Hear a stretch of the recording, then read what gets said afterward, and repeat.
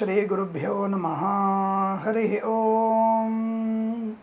लक्ष्मीं क्षीरसमुद्रराजतनयां श्रीरङ्गदामेश्वरीं दासीभूतसमस्तदेववनितां लोकैकदीपाङ्कुरां श्रीमन्मन्दकटाक्षलब्धैभवत् ब्रह्मेन्द्रगङ्गाधरां त्वां त्रैलोक्यकुटुम्बिनीं सरसिजां वन्दे मुकुन्दप्रियां। అందరికీ నమస్కారం। జూలై 2024 మాసవారీ ఫలితాలు ఎలా ఉన్నాయి అంటే మాసం యొక్క ఫలితాలు, జూలై మాసం యొక్క రాశి ఫలితాలు ఎలా ఉన్నాయో తెలుసుకునే ప్రయత్నం చేద్దాం। ముఖ్యంగా మీ అందరికి ఒక ముందు మాట, ప్రతి మాసంలో చెప్పేటువంటి ఒక మంచి మాటలు, విద్యాలయాలు, కళాశాలలు, పాఠశాలన్నీ కూడా తెరవబడ్డాయి। ఇక్కడ ఉన్నటువంటి గత 2 మాసాలకు జరుగుతున్నటువంటి కొన్ని ఉద్రేకపూరితమైనటువంటి విశేషాల గురించి నేను ఒక ముందు మాట చెప్పదలుచుకున్నాను। తల్లిదండ్రుల యొక్క పర్యవేక్షణ లేకుండా పిల్లల్లో ఎదుగుదల, మంచితనం అనేది వృద్ధి పొందడం అసాధ్యం। మీ పిల్లలు ఏం చేస్తున్నారు, మీ పిల్లలు ఎటువంటి చదువులో ఉన్నారు, ఎటువంటి వాతావరణంలో పెరుగుతున్నారు, ఈ మధ్య ఎక్కడ చూసినా సరే మన ఆంధ్రప్రదేశ్లో కానీ తెలంగాణలో కానీ విపరీతమైనటువంటి మద్యపాన సేవనం, విపరీతమైనటువంటి ఈ యొక్క మత్తు పదార్థాలకి అలవాటు పడినటువంటి స్థితి కనబడుతోంది। అందులో ఆడపిల్లలు కూడా ఎక్కువ కనబడుతున్నారు। భాగ్యనగరం లాంటి చోట్లయితే విపరీతమైనటువంటి పోకళ్ళు ఎక్కువగా ఉంది। వెస్టర్న్ కల్చర్ అనేటువంటి భావన, తల్లిదండ్రుల యొక్క పర్యవేక్షణ లేకపోవడం, పర్లేదండి మా అమ్మాయి కదా, మా అమ్మాయి డ్రెస్ ఎలా అయినా వేసుకుంటుంది, మాకు ఇష్టమే, మాకు కూడా ఇబ్బంది ఏం లేదు, తనకి బాయ్ ఫ్రెండ్స్ కూడా ఉండొచ్చు, మాకు అవసరం లేనటువంటి వ్యక్తులు కూడా కొంతమంది ఒక పర్సెంటేజ్ ఉన్నారు। అటువంటి దౌర్భాగ్యపు వ్యక్తుల్ని పక్కకు పెడదాం। ఆ వెస్టర్న్ కల్చర్ని తల్లిదండ్రులు కూడా వాళ్ళ వైపు తిప్పుకొని వావి వరుస లేనటువంటి స్థితిలోంచి మనం వాళ్ళని ఒక పర్సెంటేజ్ ఉన్నటువంటి వ్యక్తుల్ని మనం పక్కకు గెంటేద్దాం। మిగిలిన 99%ల్లో మిడిల్ క్లాస్ ఫ్యామిలీస్, మనందరం కూడా మధ్యతరగతి కుటుంబంలో ఉన్న వ్యక్తులు। ఈ మధ్యతరగతి కుటుంబంలో ఉన్న వ్యక్తులందరూ కూడా వారు చేస్తున్నటువంటి మత్తు పానీయాల యొక్క దుశ్చర్యలు, అనవసరమైనటువంటి గలాట। ఆ మధ్య మనం చూసాం 2 నెలల క్రితం అనుకుంటా, మనకి చిన్న కుక్క గురించి పెద్ద గొడవ జరిగి ఉపద్రవం జరిగింది। మరి అటువంటి వ్యక్తులు, వారి చుట్టూ వాళ్ళు, వాళ్ళ అంటే బాధపడిన వారు, అంటే దెబ్బలు తిన్న వారి యొక్క అన్నలు వాళ్ళు చెప్పిన విషయంలో మత్తు పదార్థాలు సేవించి వారు ఉక్రోషంతో, అంటే చంపడానికి కూడా వెనుకాడనటువంటి వ్యక్తిత్వం, అది జంతువుల మీద కూడా విచక్షణాయుతంగా ఆడ మగ జంతువులు అనేటువంటి తేడా లేకుండా అందరి మీద విరుచుకుపడి ఇబ్బంది పెట్టినటువంటి స్థితి మనం చూసాం। సోషల్ మీడియాలో చాలా వైరల్గా వచ్చింది అది। అటువంటి వ్యక్తులకి నిజంగా చెప్పాలంటే మరణశిక్ష మంచిది। వారికి అటువంటి వ్యక్తులకి ఒకరి ప్రాణాన్ని తీయగలిగేటువంటి ఉన్నటువంటి వ్యక్తులు, అటువంటి ఆలోచన వాళ్ళు మరణానికి అర్హులు కాబట్టి వారికి మరణశిక్ష పడడం మంచిది, అది నా భావన। సరే, న్యాయశాఖ నేను దాని గురించి కాంట్రవర్ట్ చేయట్లేదు, అటువంటి వ్యక్తులకు ఎలాంటి జరగాలి। అలాగే తప్పుడు మార్గంలో వెళ్తున్నటువంటి వ్యక్తులు, అంటే భార్యాభర్తల మధ్య అవినాభావ సంబంధం కాస్త అక్రమ సంబంధాలుగా మారిపోవడం, భర్త అనేటువంటి ఆలోచన లేకుండా ఇతరుల చేత చంపించబడేటువంటి శక్తి ఉన్నటువంటి ఆడపిల్లలు, ఎక్కడ దిగజారిపోతున్నాం మనం అంటే కలి ప్రమాదం ఎక్కువగా ఉంది, కలి ప్రభావం కూడా ఎక్కువగా ఉంది। సరే, ఏదేమైనా ఇటువంటి వాటికి మనమే కారణం। మన పిల్లలు దృశ్య మాధ్యంలో ఏమేమి చూస్తున్నారు, అందులోనూ మే నెలలోనే అనుకుంటా పేపర్లో వచ్చింది, 100 రూపాయలు పెట్టేదో కొనుక్కొని దాంట్లో బూతు సినిమాలు చూసేటువంటి స్థాయికి దిగజారిపోయారు మన పిల్లలు। మరి అటువంటివి మనం ఎప్పుడు కట్టడి చేయాలి, ఎవరు కట్టడి చేయాలి? పిల్లలకి వాక్ స్వాతంత్రము, అలాగే స్వతంత్రత, వాళ్ళకి ఇండివిజువాలిటీ పెరగాలనే విషయం మంచిదే, కానీ before 10th class, before 8th class sex knowledge, emotional attachments, infatuations ఇవన్నీ కూడా మనము కలిగిస్తున్నాం। ఎలా?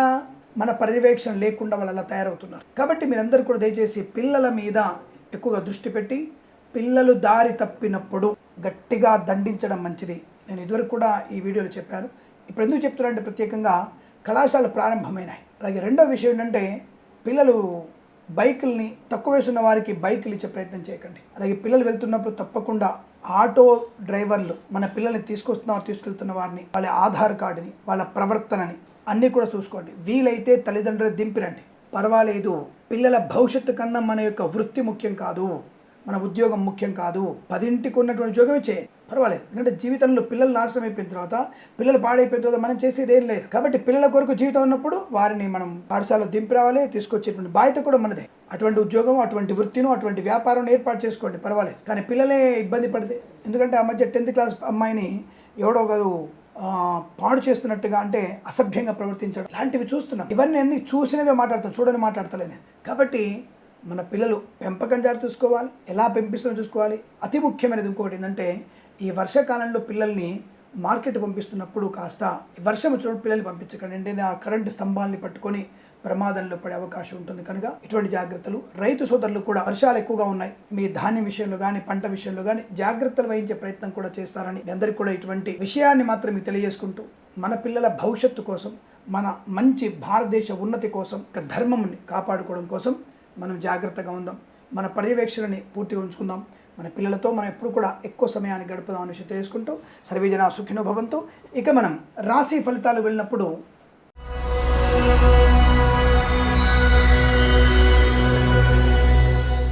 అందరికీ నమస్కారం. తులారాశి వారికి జూలై మాసంలో 2024 సంవత్సరంలో ఎలాంటి ఫలితాలు ఉండబోతున్నాయి, మొత్తం మాసం కూడా. గురుగారు, మీరు చెప్పేటువంటి ఫలితాల్లో మాకు చాలామందికి నెగిటివ్ చెప్పిన ఫలితాలు బాగా ఉంటున్నాయి, మరి అంటే నెగిటివ్ ఫలితాలన్నీ మాకు కరెక్ట్ జరుగుతున్నాయి, మీరు చెప్తున్నటువంటి పాజిటివ్ ఫలితాలు మాకు కలగట్లేవు అని చెప్పేసి కామెంట్ చేస్తూ ఉంటారు. పర్వాలేదు, అంటే మీ జన్మజాతకంలో పుణ్యబలం తక్కువ అని అర్థం. లేకపోతే నెగిటివ్ మాత్రమే జరిగి పాజిటివ్ ఏం జరగవు. అంటే కింద పడతారంటే కింద పడతారు, అంటే దొంగతనం జరుగుతుంది, డబ్బులు పోగొట్టుకుంటారు. అలాంటప్పుడు మరి డబ్బులు వస్తాయన్నప్పుడు ఎందుకు రావు? అంటే నెగిటివ్ను మాత్రమే మైండ్లో పెట్టుకుంటున్నారు, పాజిటివ్ని అంచనా వేసుకోలేకపోతున్నారు. ఉద్యోగ ప్రయత్నంలో ఉన్నారు కదా మీరు, ఆ ఉద్యోగ ప్రయత్నంలో నేను ఉద్యోగం వస్తుందని చెప్పాను, కలెక్టర్గిరి వస్తుందని చెప్పలేగా. అంటే పాజిటివ్ని you are expecting much more, అంత ఎక్కువ దాన్ని ఎక్స్పెక్ట్ చేయడం వల్ల నష్టపోతున్నారు. మీరు శ్రమ పడుతున్న దానికి తగినటువంటి విలువ, సరైన ధనము, సరైనటువంటి లాభాన్ని పొందుకుంటున్నా లేదా మీరు అంచనా వేసుకోవాలి. ఉద్యోగం వస్తుంటే తప్పకుండా వస్తుంది. ఉద్యోగం వస్తుంటే కలెక్టర్ గిరి మాత్రమే వస్తుంది, లేదా చైర్మన్ గిరి మాత్రమే వస్తుంది, లేదా గవర్నర్ గిరి వస్తుంది అనుకుంటే కుదరదు కదా.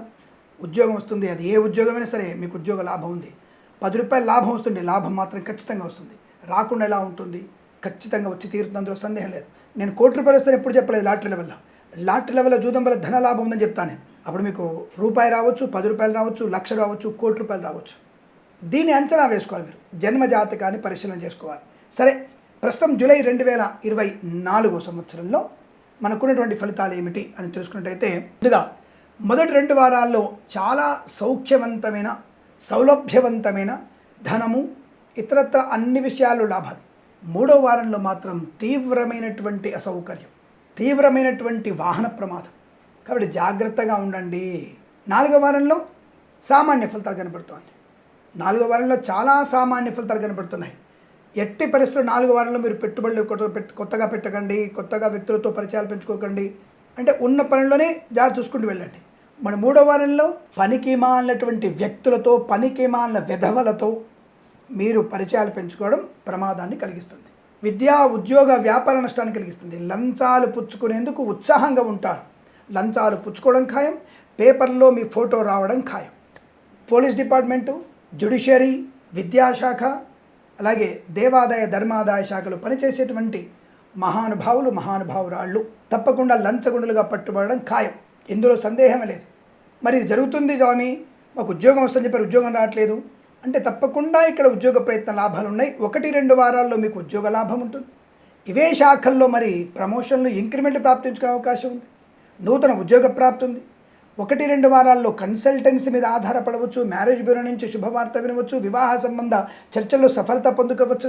రాబోయేటువంటి మాసంలో ముహూర్తాల కోసం మీరు తప్పకుండా అటువంటి శుభమైనటువంటి చర్యలు చేయవచ్చు, లాభంగా ఉంటుంది. 4వ వారంలో యావరేజ్. 4వ వారంలో పెళ్లి చర్చలు కానీ, కృత్రిమ సహజ సత్సంతాన ప్రయత్నం కూడా చేయవద్దు.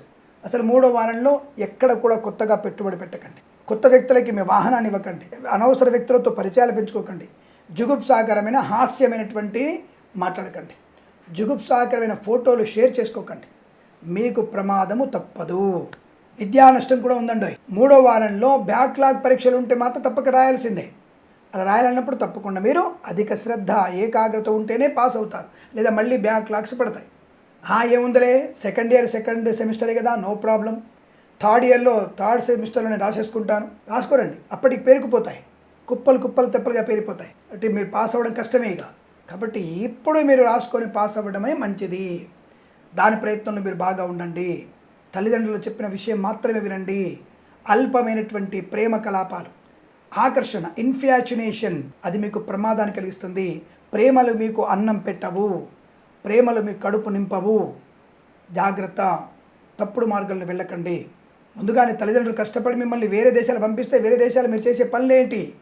అక్కడ ఎవరితోనో తప్పుడు పనులు చేస్తూ, తప్పుడు మార్గంలో వెళుతూ, అది ఆడ కావచ్చు, మగ కావచ్చు, కానీ ఇక్కడ వీళ్ళ కష్టార్థాన్ని మొత్తాన్ని మీరు నాశనం చేసి పరువు భంగం కలిగిస్తున్నారు. లాస్ట్కి వచ్చేసరికి మీరు బ్లాక్మెయిల్ చేస్తూ తల్లిదండ్రులని ఖచ్చితంగా మీ పెళ్ళికి ఒప్పిస్తున్నారు. కొంతమంది పేరెంట్స్ మేము గొప్పవాళ్ళమండి, మాకు పెద్ద హృదయం ఉంది, మా పిల్లలు పర్వాలేదండి, మా పిల్లలు ఎవరు చేసుకున్నా మంచిదే, ఎవడో ఒకటి చేసుకోవాలిగా, ఎవరితో ఒకరు చేసుకోవాలి కదా, వాళ్ళే నచ్చుకుంటారు, వాళ్ళే చేసుకుంటారండి, మాకు అటువంటి కుల పట్టింపులు మత పట్టింపులు లేవండి. అలాంటప్పుడు ధనధాన్య పట్టింపులు ఎందుకు? నీ ఇంట్లో పనిచేసే వాళ్ళకి నెలకి 2 లక్షలు ఇవ్వచ్చుగా, నువ్వు పనిచేసే వాళ్ళకి కారు కొనియొచ్చుగా, ఎటువంటివి లేవు కదా, నువ్వు సంపాదన అందరికీ సమానంగా పంచవచ్చుగా. అబ్బే నేను కష్టపడి సంపాదించుకున్నాండి, మరి కష్టపడి కనుక్కున్న పిల్లలే కదా, వాళ్ళు ఏ తిరిగి వెళ్తున్నారు, ఎక్కడికి వెళ్తున్నారు, ఎలాంటి భావజాలంతో ఉన్నారు, అసలు ధర్మం కోసం ఉన్నారా, సంప్రదాయబద్ధంగా ఉన్నారా, ఒకరిని ప్రేమిస్తారా, ఇద్దరిని ప్రేమిస్తున్నారా, ఒకరిని ప్రేమిస్తారా, ఇద్దరు వ్యక్తులు అమ్మాయిని ప్రేమిస్తున్నారా, ఈ విషయాలు మనకు అక్కర్లేదా? అబ్బే భావజాలం, అది గొప్ప భావజాలం అండి. మేము ఇలా మడి కట్టుకొని కూర్చోమండి, మేము గొప్పగా ఆలోచిస్తాము. ఆ గొప్పగా ఆలోచించేది కొంపలు కూల్చేటువంటి వ్యక్తిత్వం. గొప్పగా ఆలోచించడం కాదు, గొప్పగా ఆచరణలో ఉండాలి, ధర్మం కోసం కట్టుబడాలి, సంప్రదాయం కోసం కట్టుబడాలి, మన కుటుంబ గౌరవానికి కట్టుబడి ఉండాలి. అటువంటిది గొప్పతనం తప్ప మనమేదో విలాసవంతంగా తిరుగుతున్నాం, మా పిల్లలు పబ్కి వెళ్ళా మాకు అభ్యంతరం లేదండి, చిన్న గుడలు వేసుకున్నా మాకు అభ్యంతరం లేదండి అనుకుంటే దానికి ఏం చేయలేం. బట్ నీ కుటుంబంలో చేసేటువంటి ఈ పనుల వల్ల తనతోటి వారు, మన పక్కింటి వారు కూడా అలాగే ఉండాలేమో అనేటువంటి భావనతో మనం చూసి ఏమారుతున్నారు, వాళ్ళు ప్రమాదంలో పడుతున్నారు. అలా ఏమారడం కూడా మన కర్మ. అది ఇప్పుడు నా కూతురు ఉంది, నా కూతురు ఎటువంటి వ్యవస్థలో ఉండాలో చెప్పాల్సిన బాధ్యత నాది. బట్ అలాంటి వ్యక్తిత్వంతో నేను పెంచినప్పుడే నా గౌరవం, నా కూతురు గౌరవం ఉంటుంది. కూతురు చిన్న తప్పేసినప్పుడు నేను గట్టిగా మందలించకపోతే ప్రమాదం నాది, అవమానం కూడా నాకే. సరే, ప్రస్తుతాంశంలో 3వ వారంలో మీకు అటువంటి ప్రమాదం జరగబోతోంది, జాగ్రత్త. కుటుంబపరమైన చికాకులు, ఇబ్బందులు, ఆర్థిక నష్టాలు, వ్యవహార నష్టాలు, తప్పుడు మార్గంలో వెళ్ళడం, విద్యా నష్టాన్ని కొని తెచ్చుకోవడం, ఉద్యోగంలో లంచగొండలుగా పట్టుబడడం, అనారోగ్య సూచన, తప్పక మాస్క్ ధరించండి, అంటువ్యాధులు ప్రబలే అవకాశాలు, అక్రమ సంబంధాలు, జుట్టు సమస్య, నేత్ర సమస్య, ఉదర సమస్య, కుడి పాదానికి సమస్య వచ్చే అవకాశం ఉంది, జాగ్రత్తగా ఉండండి. 3వ వారంలో రైతన్నలు కాస్త పంట పొలాన్ని రక్షించుకునే ప్రయత్నం చేయండి. ఎందుకంటే ఈ యొక్క పురుగుల యొక్క ప్రభావం ఎక్కువగా ఉంటుంది, మిడతల యొక్క ప్రభావం ఎక్కువ ఉంటుంది. పంట పొలాల్లో అనేకమైనటువంటి పురుగులతో మీరు పంట నష్టాన్ని పొందుకునే అవకాశం ఉంటుంది. అలా అని చెప్పేసి విషయాన్ని వాటిని చిమ్మే ప్రయత్నం చేయకండి.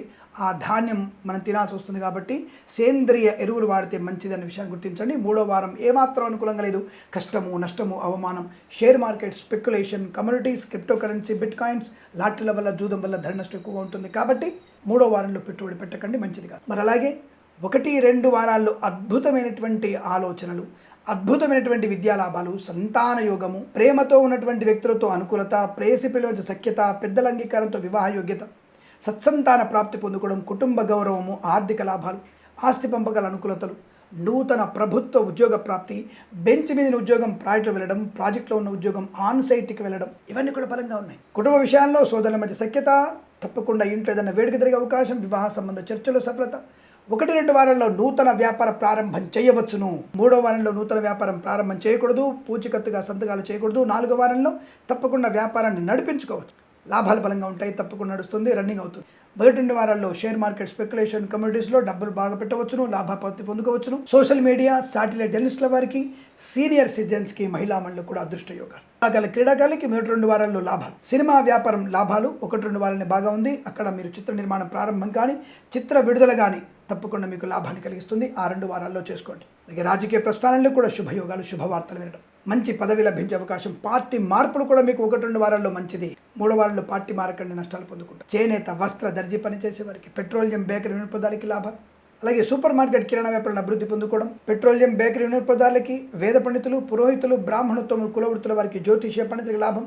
చేనేత, వస్త్ర, దర్జీ పనిచేసే వారికి కూడా లాభాలు బలంగా ఉన్నాయి. ఆటోమొబైల్, ఎలక్ట్రానిక్, ఎలక్ట్రికల్, విద్యాలయ, వ్యాయామ, చిట్ ఫండ్, ఫైనాన్స్ వ్యాపారంలో కలిసి వచ్చే అవకాశం.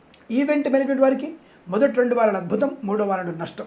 తోలు, రెగ్జిన్, షూ పరిశ్రమలు కూడా లాభాలు ఉన్నాయి. మత్స్యకారులు 3వ వారంలో మాత్రం సముద్రంలో వెళ్ళకండి, మిగిలిన వారాల్లో సముద్రంలో వెళ్ళవచ్చును. రొయ్యలు, చేపల వ్యాపారం లాభాలు పొందుకోవచ్చు. అలాగే ఫార్మా, సిమెంటు, ఐరన్, ఇటుకలు, ఇసుక వ్యాపారంలో, రాగి, ఇత్తడి, మైనింగ్ వ్యాపారాలు కూడా లాభాలు పొందుకోవచ్చు.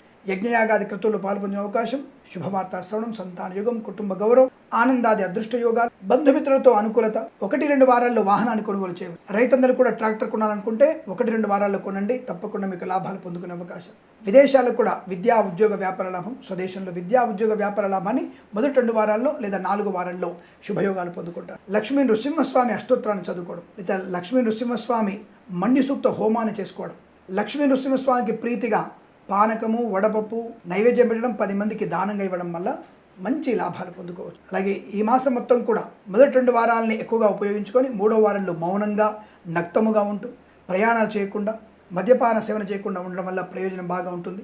దూర ప్రయాణాలు 3వ వారం చేయకుండా ఉండండి, ఎందుకంటే ఒంటరి ప్రయాణం నష్టాన్ని కలిగిస్తుంది. ఆడపిల్లలు జాగ్రత్తగా ఉండండి, మగపిల్లలు కూడా తప్పుడు మార్గంలో వెళ్ళే ప్రయత్నం చేయకూడదు. అంటే మితిమీరిన వేగం, ఎక్కడ చూసినా ఈ మధ్య 16 ఏళ్లకు 14 ఏళ్లకే కారును వేగంగా నడపడం, ప్రమాదంలో పడేయడం, ఇతరుల మరణానికి కారణం.